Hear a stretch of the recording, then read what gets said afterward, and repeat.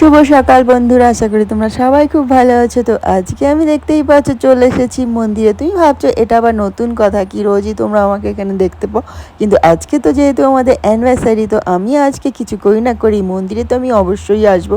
সেটা তো অনেকেই জানে, বিশেষ করে যারা অন্তত আমাকে চেনে।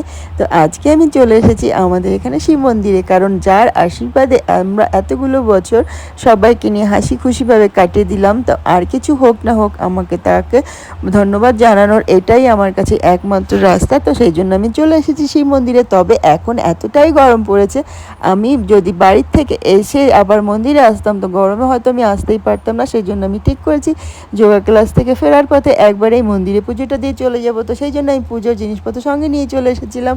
আর এই দেখো আমি পুজো দিয়ে বেরিয়ে পড়েছি। আর প্রচণ্ড রোদ, এখনই মানে 10:30 বাজে, কিন্তু তার মধ্যেই বাইরের দিকে এখন তাকানো যাচ্ছে না। তো সেই জন্য আমার পুজো